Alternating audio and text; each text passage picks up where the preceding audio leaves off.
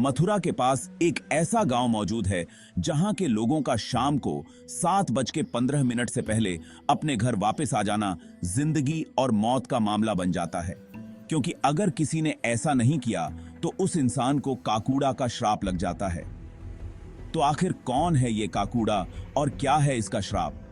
लेकिन इसके साथ ही हम जानेंगे भारत के उत्तराखंड के एक भूतिया और श्रापित गांव की सच्ची घटना। इस गांव में आज भी 8 सैनिकों की आत्मा भटकती है। तो बिल्कुल सही समझे, आज का ये वीडियो बेस्ड है भारत के भूतिया और श्रापित गांव पर। और इन गांव को भूतों ने नहीं बल्कि लोगों के द्वारा फैलाई गई लोक कथाओं ने भूतिया बनाकर रखा है। तो आज हम भारत के ऐसे ही गांव की लोक कथाओं के बारे में जानेंगे और जानेंगे कि आखिर इनमें कितनी सच्चाई है और कितना लॉजिक है। तो जल्दी से अपनी लाइट में मिट्टी का तेल भर लो, क्योंकि हम चलने वाले हैं भारत के ऐसे गांव में जहां पर बिजली नहीं होती। और वीडियो के शुरू होने से पहले ही फटाफट इस वीडियो को लाइक कर दो, क्योंकि वीडियो का लाइक एम है 1 लाख लाइक्स। तो यार आई थिंक इतना इंट्रो काफी है, तो बिना किसी देरी के शुरू करते हैं आज का भाड़ू वीडियो।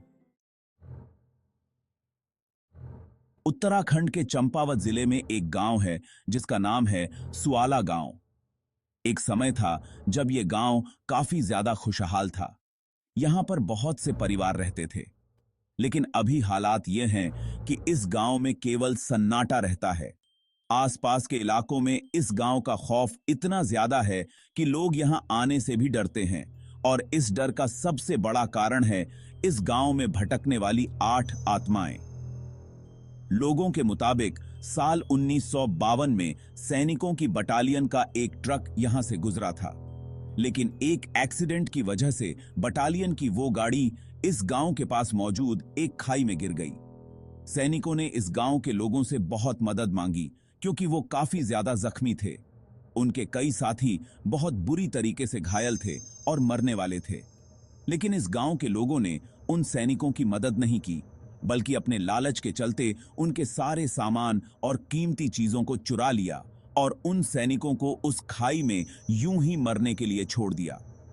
उन सैनिकों की आत्माओं का हाथ है या फिर इसके पीछे कारण कुछ और ही है, ये तो नहीं पता। चाइना, जापान और हांगकांग में भी बहुत सारे गांव ऐसे हैं जिन्हें भूत गांव मतलब घोस्ट विलेज कहा जाता है। लेकिन उनके घोस्ट विलेज होने के पीछे कोई भूत या कारण नहीं होता, बल्कि एक बहुत सिंपल सा लॉजिक होता है कि उन गांव के आसपास कोई भी बेसिक फैसिलिटी मौजूद नहीं होती, क्योंकि वो गांव बहुत ही ज्यादा बीहड़म है, मतलब आबादी से काफी ज्यादा दूर होते हैं। और इसीलिए उन गांव के लोग शहरों में चले जाते हैं रोजगार की तलाश में। और सेम यही रीजन उत्तराखंड और भारत के बहुत सारे इलाकों में मौजूद भूत गांव के सुनसान होने के पीछे भी हो सकता है, क्योंकि इन गांव में ना बेसिक फैसिलिटी मौजूद है, ना बिजली है, ना रोड है, ना रोजगार है, ना शिक्षा की व्यवस्था है। और उनकी आने वाली पीढ़ियों के लोगों ने शहरों की तरफ पलायन करना शुरू कर दिया, क्योंकि सभी को रोजगार चाहिए और सभी को बेसिक फैसिलिटीज तो चाहिए। और इसलिए आज उत्तराखंड और भारत के बहुत सारे गांव के हालात यह हैं कि वहां पर कोई भी नहीं रहता। और मुझे ऐसा लगता है कि इस भूत गांव के सुनसान होने के पीछे भी शायद यही एक कारण है, जिसे लोगों ने सैनिकों की उस बटालियन के पलटे हुए ट्रक वाली कहानी के साथ जोड़कर इस गांव के नाम से लोग डरने लगे। हमारे यहाँ एक बहुत अच्छी आदत है लोगों की कि जिस भी चीज का कोई बेस नहीं होता, कोई आधार नहीं होता, उसे भूतों के साथ जोड़ दिया जाता है। हमें जो दिखाई देता है हम उस पर तो यकीन करते ही हैं, लेकिन हमें जो दिखाई नहीं देता उस पर पक्का यकीन कर लेते हैं। उत्तराखंड का यह सुआला गांव बहुत ही सुंदर गांव है। यह धरती पर एक स्वर्ग की तरह है। अगर आप यहाँ के नज़ारे देख लेंगे तो यह जगह आपका मन मोह लेगी। टेक्निकली देखा जाए तो यह गांव भूतिया नहीं है।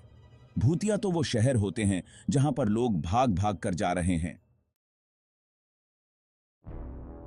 अब मैं आपको बताने वाला हूं एक ऐसी जगह के बारे में जिसका नाम ही सुनकर आपकी हवा टाइट हो जाएगी।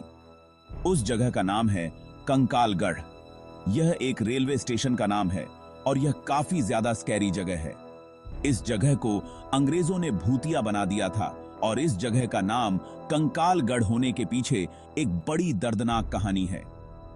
27 फरवरी 1931 को जब चंद्रशेखर आजाद शहीद हुए थे, तो 13 मार्च के बाद लोगों ने अंग्रेजों की छावनी के ऊपर हमला करने का एक प्लान बनाया। ये हमला करने वाले सभी किसान लोग थे और ये एक ट्रेन में बैठकर अंग्रेजों की छावनी की तरफ जा रहे थे। लेकिन किसी गद्दार ने इस प्लान के बारे में अंग्रेजों को बता दिया और अंग्रेजों ने उस ट्रेन को रास्ते में ही रोक दिया।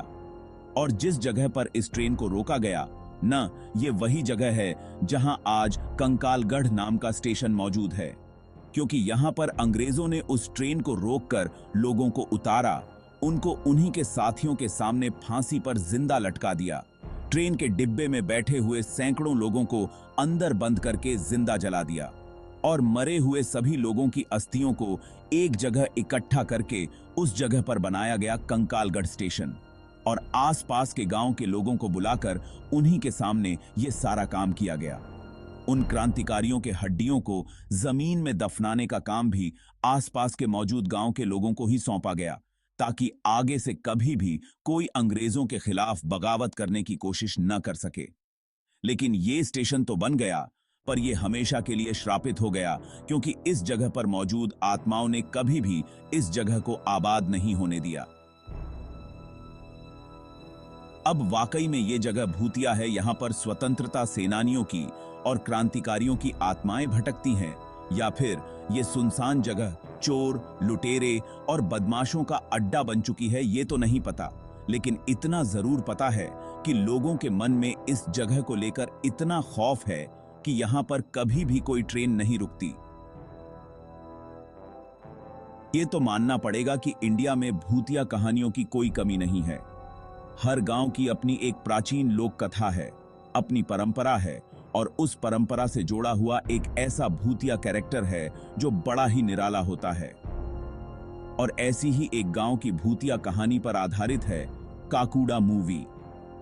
इस गांव का नाम है रथौड़ी। ये मथुरा के पास मौजूद एक गांव है और इस गांव में दिन में तो सब कुछ सही रहता है, लेकिन मंगलवार की रात को 7:15 से पहले हर किसी को अपने घर में अंदर आना ही पड़ता है, खासकर मर्दों को, क्योंकि अगर उन्होंने ऐसा नहीं किया तो काकूड़ा नाम का शैतान जो उनके गांव में भटकता है वो उनको मार डालेगा।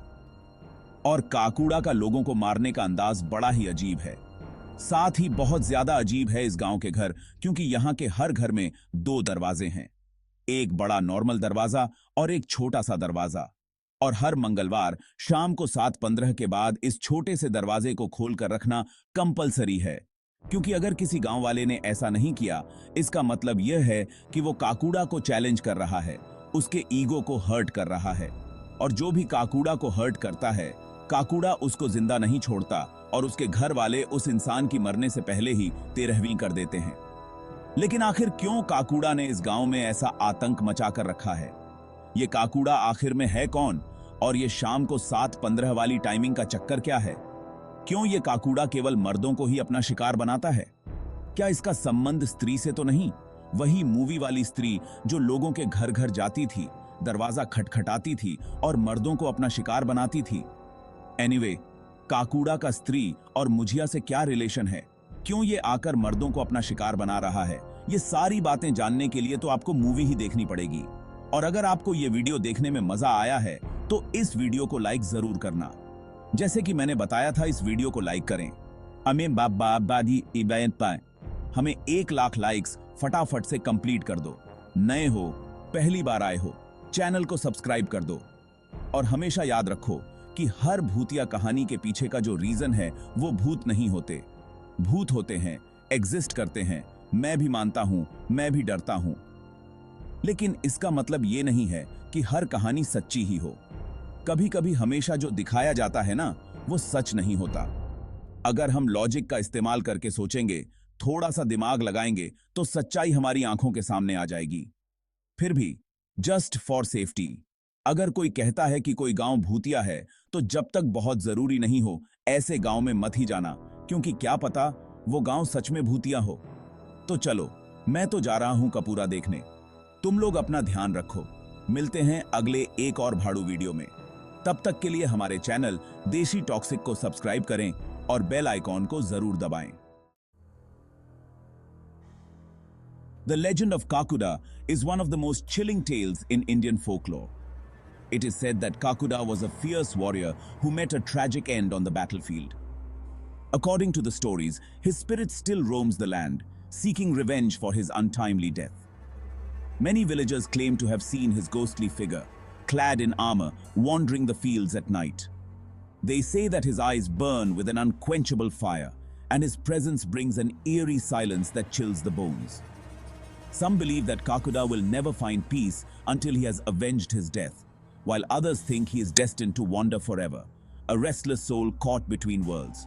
It's a tale that has been passed down through generations, each retelling adding to the mystery and fear surrounding the legend of Kakuda.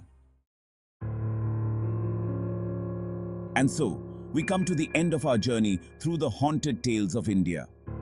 These stories, steeped in history and folklore, remind us of the thin veil between our world and the supernatural. They are a testament to the rich cultural heritage of India, where every legend holds a piece of the past. Whether you believe in ghosts or not, these tales continue to captivate and intrigue, leaving us with a sense of wonder and a hint of fear. Until next time, remember to keep an open mind and, well, maybe leave a light on at night. You